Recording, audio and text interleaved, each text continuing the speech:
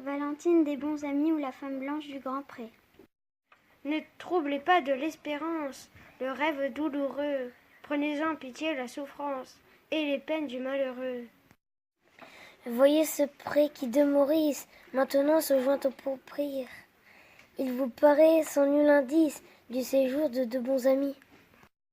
Mais cependant, de leur mémoire, il reste encore un souvenir et l'on redira leur histoire aux derniers siècles à venir.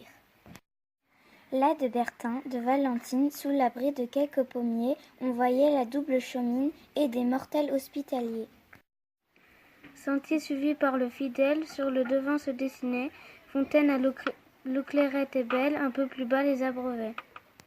La main du temps a pu détruire et la chaumière et le pommier, ailleurs elle a bien pu conduire et la fontaine et le sentier.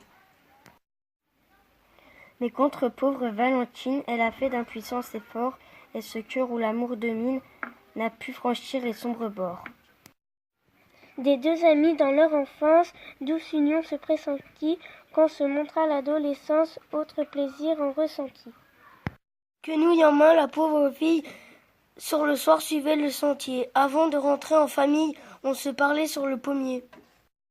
Par double promesse, on s'engage, on ne craint plus de contretemps.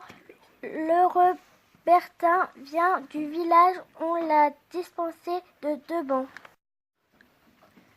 D'un ciel affreux bravant la foudre écrase le mortel, son corps tout noir n'est plus que poudre, la met au sein de l'Éternel.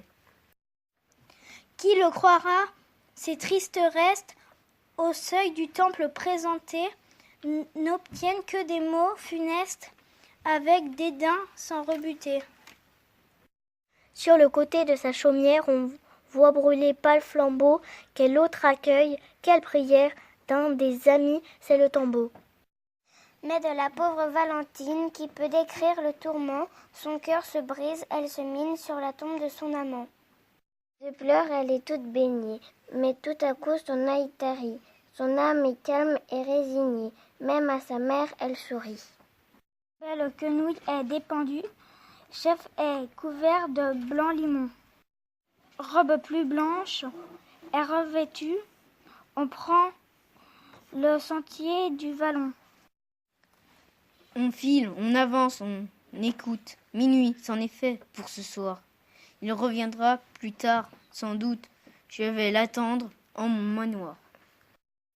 Pour elle, Bertin vit encore chez le pasteur. Il est resté, elle l'attend avant. L'aurore. L'attend avec Anxiété.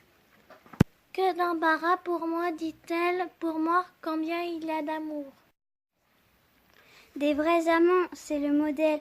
Patientons sur son retour. Elle est sans soin pour le ménage. Bertin toujours est attendu. Rien dans le jour ne la soulage. Le pré, la nuit est parcouru. Un soir, enfin toute interdite, elle s'en vient, frappe au pourpris et meurt en disant qu'on l'agite dans le tombeau des bons amis.